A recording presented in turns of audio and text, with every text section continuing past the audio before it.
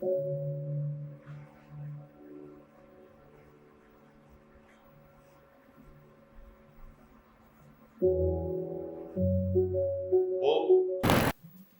ма? Вот, құрметті достар, мынау біздің сахна, қазір сахнада тұрмыз. Мына жерде жүріңіздер. Мына жерде асты сен деп жазып бұл бар.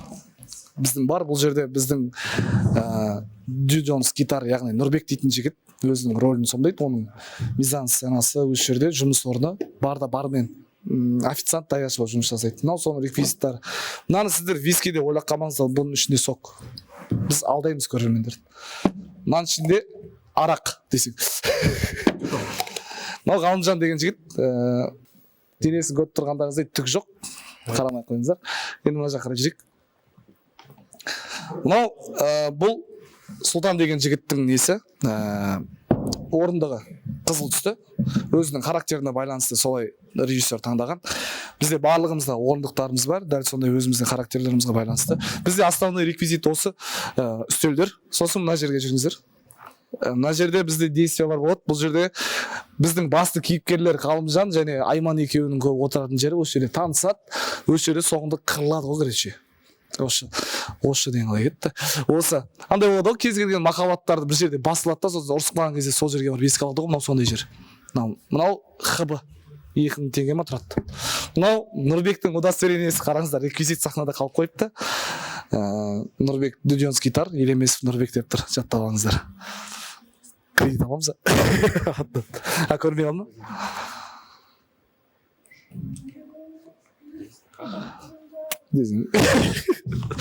Іштей жақсы көресің ба Нұрбекті? Енді мына жаққа жүріңіздер.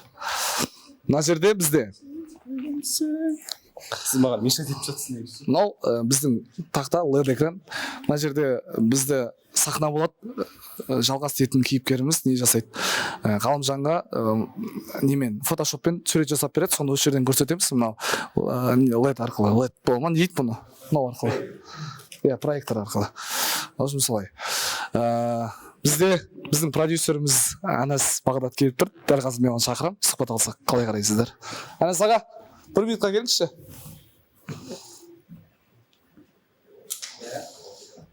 Сізден сұхбат. Сен жүргізуші бол? Иә. Пысықсың е? Бар ма камера? Құрметті достар, дәл қазір мен қасымда тұрған менің осы проекттегі бастығым, продюсеріміз және де осы пьесаның авторы, драматург Анас Бағдат. Өте сондай жақсы кісі. Осы проектке сіз актерларды қалай таңдадыңыз, кім арқылы таңдадыңыз? Мюзиклге актер таңдау өте қиын. Ол ән айта алу керек, драмалық сахналарды ойнай алу керек, билей алу керек, органикасы мықты болу керек. Сондықтан қиын болды, бірақ бір көмек, ол мен Астана мюзикл театрында бірнеше спектакльдерді автор ретінде қатысқандықтан ол жанрды шамалы түсінем. Сондықтан кім ойнай алады, кім не істеп жүр, соны бақыладым біріншіден. Сосын әрине режиссермен ақылдастық, кім қай рөлге дауысы жағынан болсын, амплуасы жағынан болсын келеді деп. Солай осы құрамды таңдадық. Сосын сіздерде Жалғас деген рөлді ойнайтын Сұлтан деген жігіт бар дейді, өте мықты актер дейді. Оны қанша гонорарға келісіп алдырдыңыз? Барлық жерде гонорар, финанс ол құпия. Жалғасты ойнаған Темір Сұлтан менің қасымда жақсы актер екен рас, бірақ өте мақтаншақ. Жақсы ойнап жүреді де, мақтанатын кезінде рөлді бүлдіреді. Ондай бар. Бұл жұмыстағы ең қиын сәттердің бірі соның мақтаншағымен күресу болды. Алып тастаңдар мына жерді. Рахмет Анас аға. Біздің продюсер Анас Бағдат. Менің гонорарым миллион. Ешкімге айтпаңыздар. Менің қасымда дәл қазір тұрған Ербол Нариманұлы. Осы мюзиклдің композиторы, барлық әуендерді осы кісі қаншама ай бұрын шығарып, біздің әрбір кейіпкерлеріміздің жан дүниесін түсініп, соған арнап ән жазған кісі. Бұрын соңды Нотр-Дам де Пари, Париждық мюзиклдағы Фрол рөлін ойнаған кісі. Сондай талантты, өте мықты адам. Танысып қойыңыздар.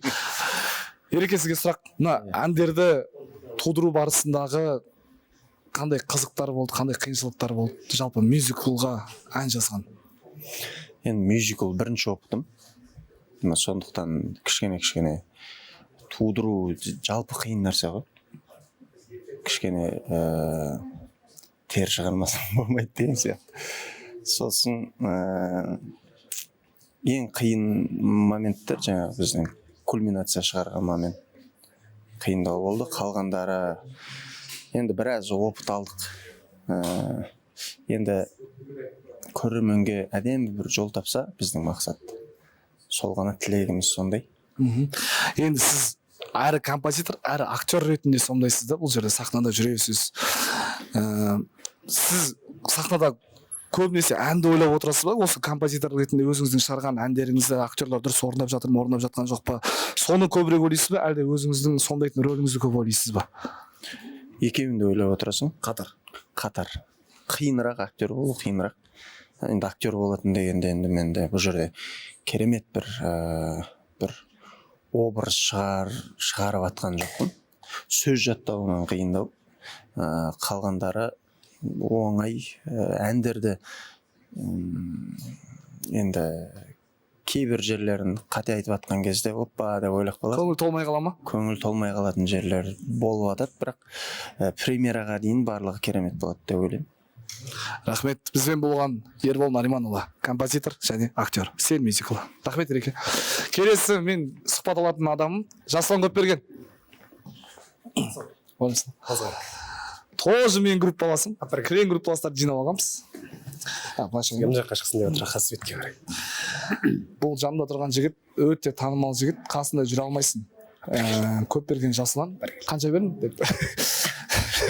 Өте көп айтылады прикол шығар да бұл. Жасұлан деген жасөк деймін мен. Өте жақсы жігіт, қарапайым, өзі сондай Яриса дейді.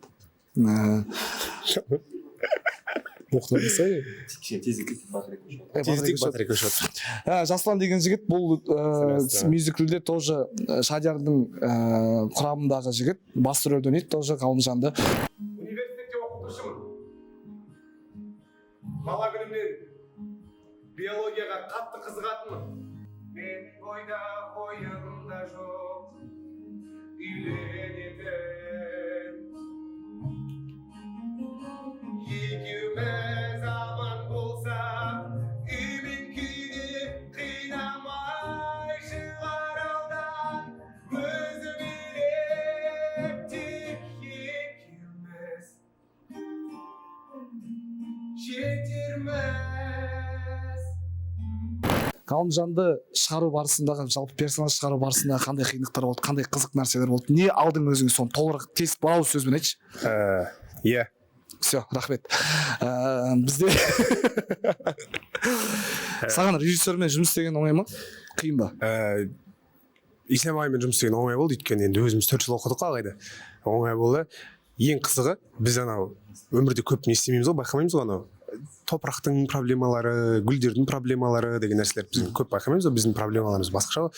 Тұрмыстық техникадан, көліктерден, зауыттардан бөлінген хром, никель, марганец, мырыш, қалайы сынап барлығы бар, жерге сіңеді, білесіз бе? Именно осы рөлден алғаным, шынымен де негізі былай қарасаң, экология жағынан, биология жағынан зерттеп қарасаң, шынымен де проблемалар көп екен, және де Ғалымжан сияқты адамдар көп болғаны өте дұрыс екен. Өйткені ол адамдар болмаса, вообще быт болып кететін сияқты. Сол үшін осы геройды зерттеген кезде барлық жаңа экологиялық проблемаларды барлығын қарадық. Ағаймен бірге зерттедік, ағай жіберіп отырды, мен қарап отырдым. Барлығын қарап екеуміз бір ортақ нәрсені тауып, осы рөлді жасадық. Келіп көріңіздер. Рахмет.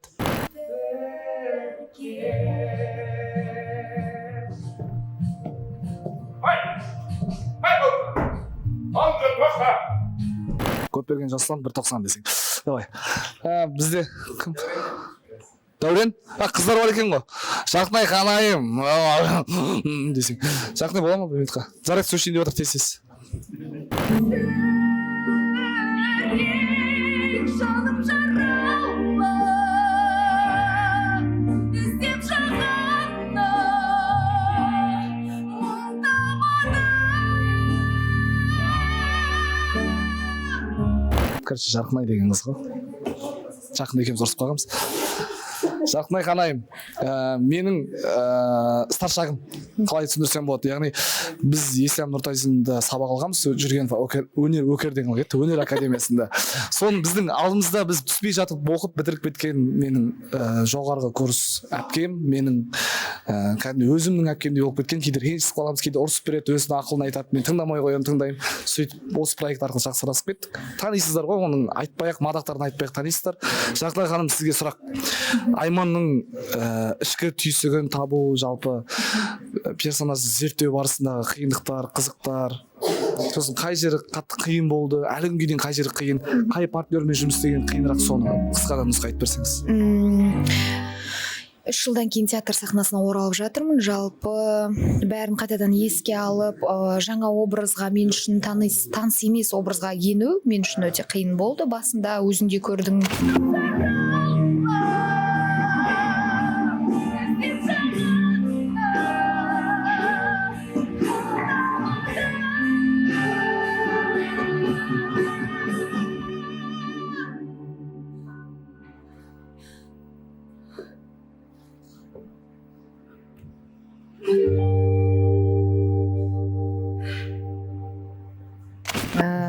Өте қиын кездер болды. Әріптестерімнің бәрімен ыңғайын табу ол біздің профессиямыз болып есептелінеді. Сондықтан бәрін танимыз, араласамыз, өнерін құрметтейміз, және де біздің арманымыз бір, барлығымыз бір кемедеміз. Сондықтан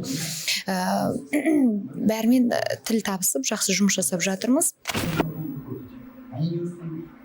Давайте еще раз бәрі сахнашыңыздар, пожалуйста. Қыздар, жігіттер, если мы делаем народ, у нас все нет свободной смысле, завтра времени нет. Сейчас вы все сделаете так, как будто у вас все готово уже, все, как будто можно. Сейчас времени нет. Ну, так не пойдет. Ну, не нахрен, лучше не делать. Лучше сразу подать деньги, как бы. Че, где переходы, где отношения? Сейчас все валится. Давай, блядь, ты же заинтересован. Давай, у тебя там 2 выразительности есть, 2 видео. Подключайся, давай. Димаш, давай, подключай быстрее. Өнерін құрметтейміз, және де біздің арманымыз бір, барлығымыз бір кемедеміз. Сондықтан бәрімен тіл табысып, жақсы жұмыс жасап жатырмыз. Мен енді творческий адам болғасын, Айман банкте істейді, оның ойы, көзқарасы, өмір салты, жалпы барлығы мүлде маған қарама қайшы. Сондықтан әрқашан ойлаймын, Айман қалай істеуші еді деген сияқты. Сосын сол банкте істейтін, кішкене басқа салада істейтін құрбылармен сөйлесіп отырып, олар зерттеп, сондай кездер болады.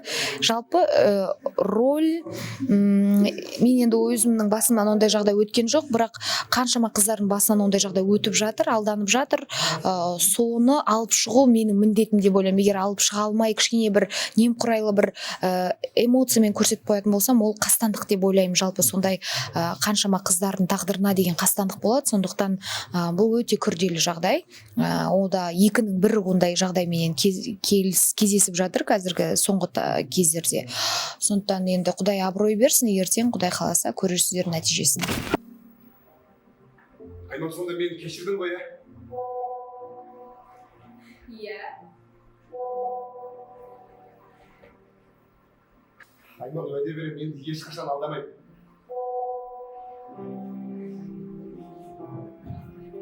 Уәде. Мен сені Бексің кафесіне ертем. Барам. Премьера қашан?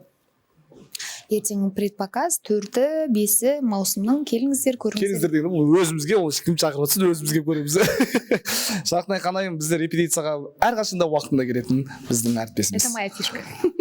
4 сағат кешігіп келеді, репетиция барыңыздар. Танш Олпан, Танчо. Быстро, давайте. Менің әйелім деп. Танысып қойыңыздар, менің жарым деп. Танш Олпан дегеніміз академияда бізден 3 курс жоғары оқыған, және Астана мюзикл театрында жұмыс істеген, балалар жасөспірімдер музыкалық театрында жұмыс жасаған, көп жұмыс жасаған жері. Нотр-Дам де Парида, Флёр де Лис рөлін ойнаған. В общем, көп. Айтшы. Кече. Сізге сұрақ, Танш Олпан ханым. осы процесс, мен роль ештеңе сұрамай ақ қояйыншы, бәріне роль сұрап жатырмын да. Процесс кезіндегі бір андай қызықты оқиғалар болды. Мысалы, ана кезде мынандай болды, анау келіп жасынан кешігіп келді, құлап қалды дейтін историялар болады ғой. Сол қандай история есіңізде? Бір қызық болып қалып кеткен бәріміздің процесс уақытында, процесстен тыс. Айбай. Жасынан осырып қойған бір еді. Қой. Давай. Жоқ. Қай кез? Жарқын айдың құлап қалған кезі. Иә. Соны толыққанды айтып берші. Қай кезде құлап едің? Шадияр екеуі. Кезінде Шадияр екеуі құлап, иә. Бірінші күні Жарқынай мен Шадияр репетиция кезінде екеуі, иә, сүйісу сахнасында екеуі бір-біріне сүйсейін деп құлап қалады ғой жерге. Жоқ, құлағанда былай, короче, мен айтып берсеңші. Екеуі сүйісу керек қой, енді бірақ бізде театр болған екен, бізде ондай нәрсені шынайы жасалмайды да, ол кинода жасалуы мүмкін, біз просто иә технично жасайды. И сол нәрсені екеуі жасай алмай жатыр да бүйтіп бір-біріне. Сөйтіп біз бәріміз күлдік сол жасай алмай жатқанына. Сосын да жағдай деп ол сөйтіп күледі, бүйтіп құлайды партнеріне. Табуына сүрінді ғой. Партнеріне қойды да, оның партнері жаңағы качок Шадияр бүйтіп жатқан. Күші жоқ вообще. Ұстай алмайды да, бүйтіп бақыттан басайын алып құлайды. Жақынай Қанайым екеуі. Екеуі күліп жарты сағат күлдік. Жарты сағат күлдік, вот сондай қызықтар болған. Сосын екінші сұрақ. Гонорарың қанша сен? Гонорарым? Ешкімге айтпа деді ғой. Мен айтып қойдым, жаңа айта берші.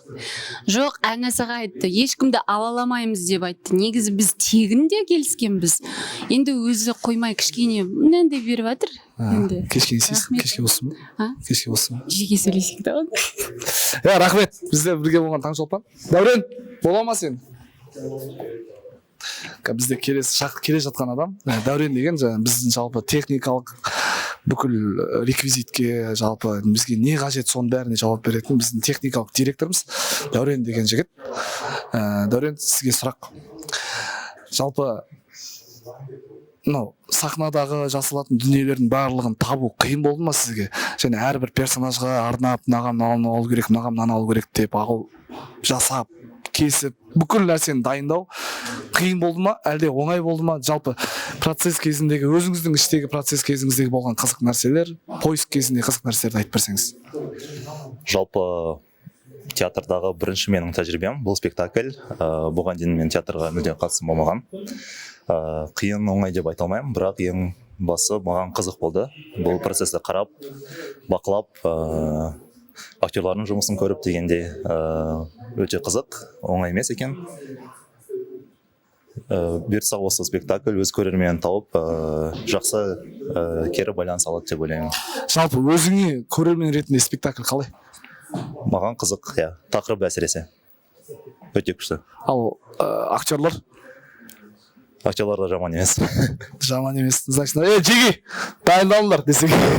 Все, рахмет. Бізбен бірге болған Дәурен.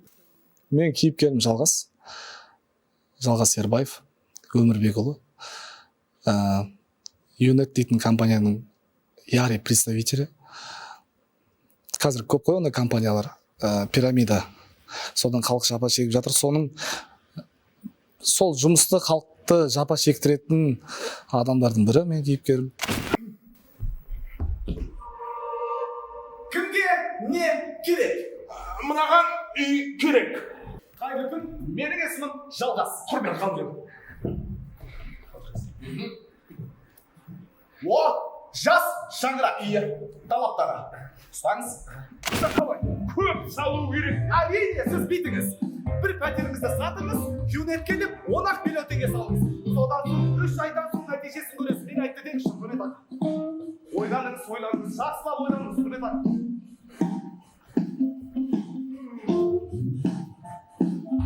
Айналайын, ғалымша. Қалай ойлайсыз? Құрмет енді не істейді? Жалғасқа сенеме, мысалы, сіз қалай ойлайсыз? Сенеме? Сенбейді? Спектакль жайлы айтатын болсақ, спектакль мюзикл жанрында. Осы сахнада ойнайтын мюзикл жанры бізге қиын болып тұрғаны, өткен біз микрофонсыз, яғни петличкасыз жұмыс жасаймыз да, бізге қаттырақ әнді айту керек болады, қаттырақ сөйлеу керек болады. Сондықтан сол жағынан кішкене қиынырақ. Көрерменге естіліп жатыр ма, естілмей жатыр ма, сен өзің миыңда сондай процесс жүріп жатады. Жасасаң да жақпайсың, ақыл айтсаң алаяқсың, ал жол көрсетсең жүгірмексің дейді. Бауырым, шетелде түскен сурет деген мынандай болмайды. Шетелде түскен сурет деген қара. Міне. Гүлде болды, сен оймын, мен оймын. Нені ұзылады, қысылмасын, бәрі досыма жатыр. Дейін де жоқсаң жалғасын. Жандық дейін деп тұғайды осы туғанынан біткен оған. Жарайды. Ғалымжан, мен сенден әлі сөйлесем. Түгі жоқ, бейшара, қалымсыз бол. Нағыз бейшара сенсің. Алайық. Тақырып өте қазіргі қоғамға керек нәрсе. Сену дейтін нәрсе. Бір-бірімізге сену. Сенім арту, партнеріңа сенім арту, менің сізге сенім артуым, сіздің маған сенім артуыңыз, камераға сену деген сияқты нәрсе бар, маған да ұстап тұрған. Мен сенгішпін негізі. Адамдарға бірақ енді прям беріліп кетемін деп айтпаймын. Бірақ определенный адамдарға өзі көзінен көрініп тұрады ғой адамдардың сенетін сенбейтіні. Сол адамдарға сенемін. И соның кесірінен, сенбеген кесірінен таяқ жеп қалған кездерім көп болды. То есть сенгеннің кесірінен таяқ жеп қалған кездерім көп болды. Содан кейін қазір сену дейтін нәрсе кішкене 50-50. Сол 100% болу керек қой. Солай. Вот мына біздің спектакль ойлайтын жеріміз, сен деген жазу. I love you! Десе.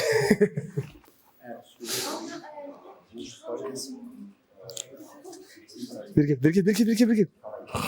Біздің келе жатқан адам, ол Нұржайна деген қыз. Біздің досымыз, өзі хореограф, биші. Біздегі мына қойылымдағы ғалымжандармен жаңа басты кейіпкерлердің сахнасында биін қойып берген, ана екі ағашқа үйреткен осы қыз, есімі Нұржайна, біз Нури деп белгілетеміз. Мен Бекжан деймін. Саған сұрақ. Екі болса қанша? 5. Жалпы қара, актерлармен сен бірінші жұмыс істеп жатсың ба? Жоқ. Бұрын жұмыс істедің, да? Бұрын жұмыс жасаған. Мынандай сұрақ, именно осы спектакльдегі актерлармен жұмыс істеу саған қалай болды? Негізі биін сразу үйреніп алдың ба, әлде ағаш болып қақпай біраз? Вообще сенің миыңда тұрған қойылымдарды олар дұрыс істеді ма сахнада? 50% жасады. Қалған 50% қайда? Жоқ, істей алмады. Істей алмай ма? Онда актерлар бере алмайды деген сөз бе? Жоқ, бере алады. Онда кінә кімде? Сенде. Сен отырдың, сен билегенде күшті болатын. Мен биімді өзім қойдым ғой. Ол бір секретарь біз ғалымжан жаңа качок бар ғой, Шадер деген. Соның қызы бұл. Кетті. Сосын менің қызым. Так, кімден алам? Ислам ағай қайда?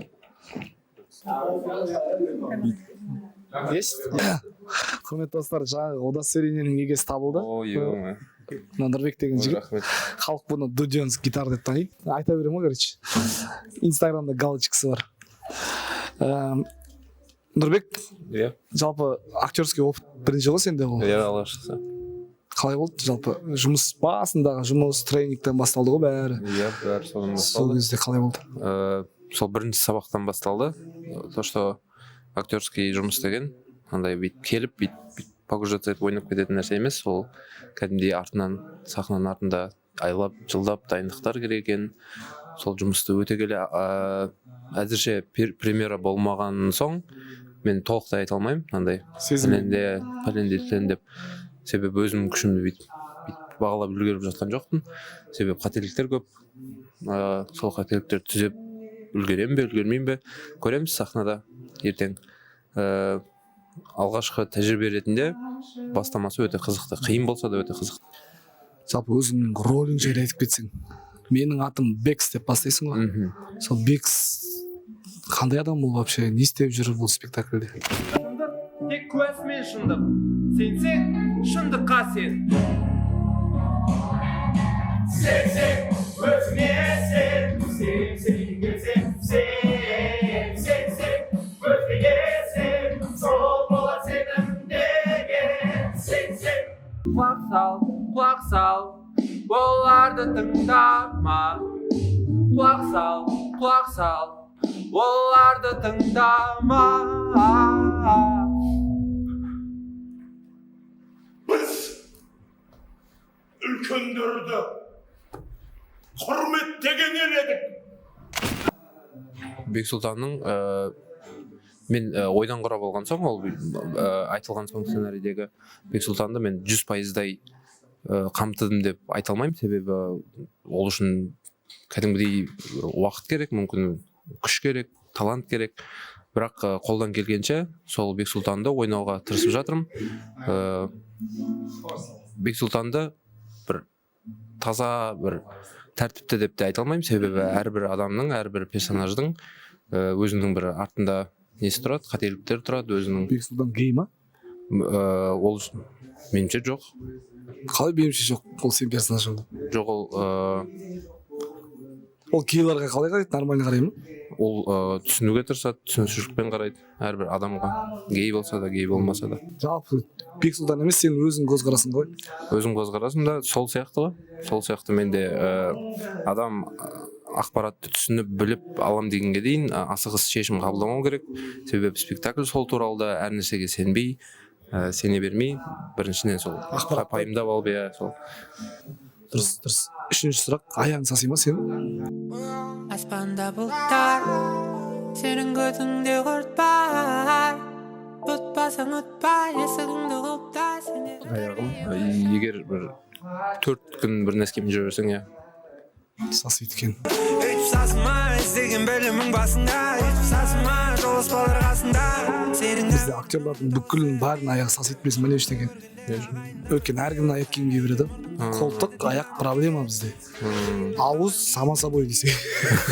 Жоқ біз андай ауыз сама собой. Так, киімдер негіз балдармен тұрсаң, былайынан кие бересің ғой. Ол жақтарда бар, негіз актер болсаң, дәл соның несі ғой. Енді саған конкретный бір сұрақ қойшы. Конкретный. Актерлардың ақшасын жеген қалай екен? Вообще сен әншісің ғой, не істеп жүрсің берде? Жоқ, мюзикл ғой. Ән мен актер. Ән мен әнші. Актердің ақшасын жеген.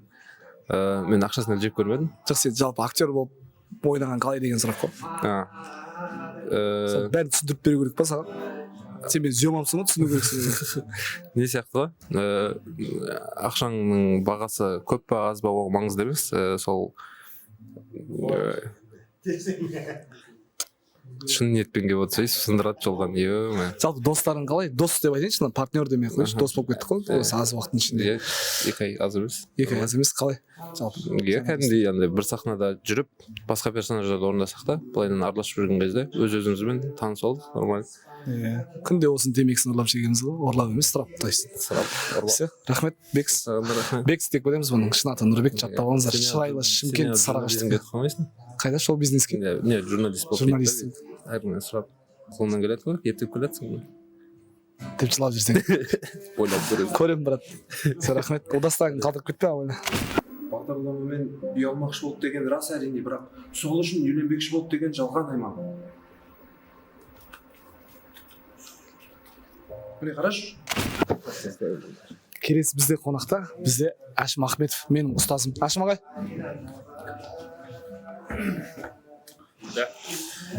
Мен қасында тұрған кісі, менің ұстазым Әшім Ахметов. Осы мюзиклде біз партнер болып ойнаймыз. Менің сахналасым өте керемет кісі. Уақытым жоқ, тез мен жұмыс жасап жүрген адам. Не сұрағым бар? Жалпы мынау шәкірттеріңізбен жұмыс істеген қалай екен? Шәкірттеріңізге көңіліңіз тола ма жалпы? Жоқ, толмайды. Жоқ, рас. Енді жайлап алғашқы қадамдар ғой. Бұйырса басты ұстаздары, мастерлар отыр, Ислам Нұртазин. Енді бұйырса осы қадамдардан кейін ары қарай Алла қаласа тек қана жақсылық тілейміз. Бізді қуанып жүре берсін. Пәтердің ақшасы қашан төлейсіз? Метаға уақыт келген жоқ қой төлеймін. Мынау не бір? Ой, жай қағаздар ғой. Міне, қазір не көп коучлық. Біреуіне звондаймыз, шақырамыз. Коуч. Алло?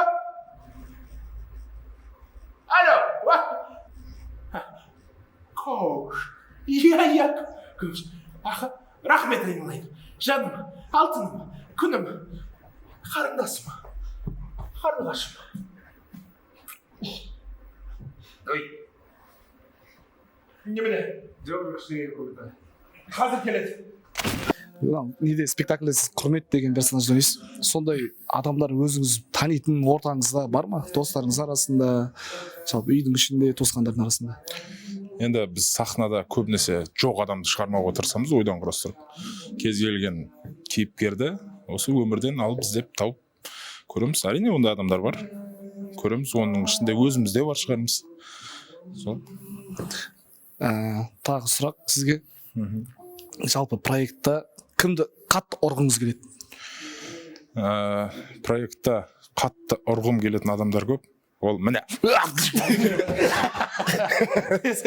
Бізбен бірге болған Әшім ағай, Әшім Ахметов. Рахмет сұхбатқа. Келесі бізде сұхбатта біздің мешет етпесеңші ағай. Бізде сұхбатта біздің спектакльдің режиссері, менің ұстазым, мюзикл жанрын Қазақстанға алғаш рет алып келген кісі, және Астана мюзикл театрының көркемдік жетекшісі Ислам Нұртайсын.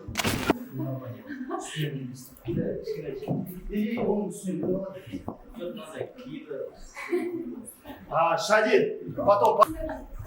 Шадин, қорқпа, көтере бер. Сіздер өздеріңіз дауыстарыңызды шығармасаңыздар, да? Для того, чтобы он понял, давайте вот так, Жасик. Егер де артисту будет плохо слышно, он как это ведет? Он начнет громко говорить, и вы будете понимать, что он, если он громко форсирует, значит ему не хватает звука. Ладно?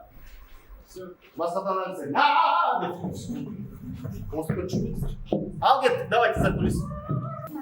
Жігіттер, қыздар, егер де вдруг спектакль дұрыс басталмай қалатын болса, задача артиста выровняться и выйти на ту волну, на которой мы ее репетируем. Кеше соңғы программда мы должны дальше с него подхватиться и дальше пойти.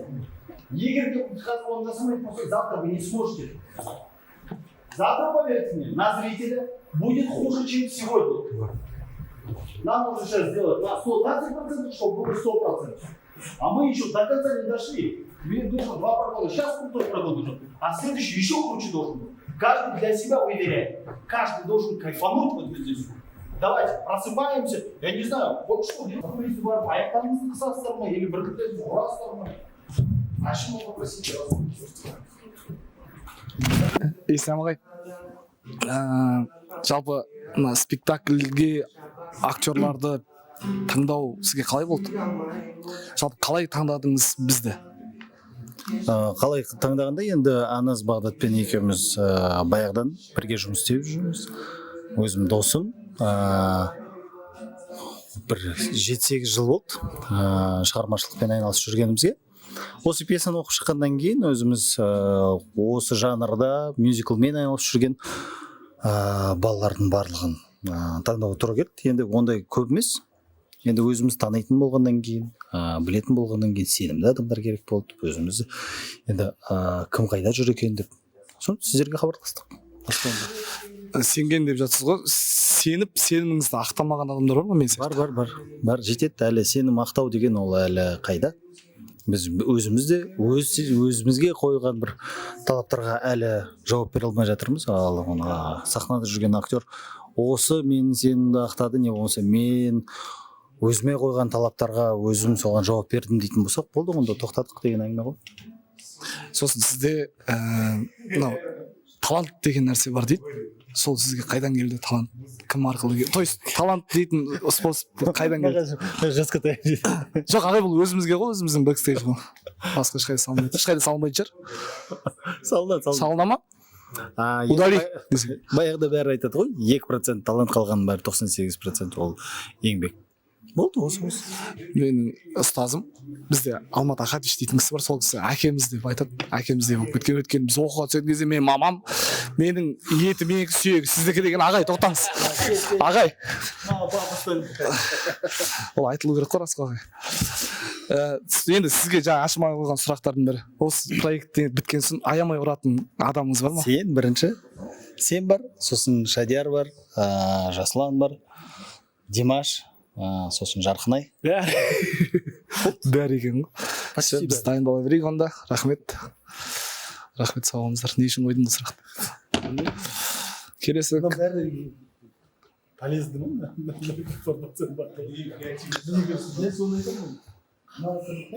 Телеп кеткенсің ғой. Ол кісіден всегда алдынан бірдеңе айтуға телеймін.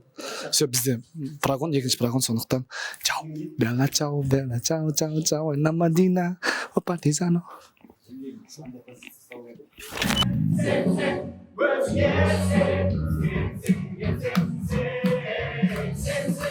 Let's get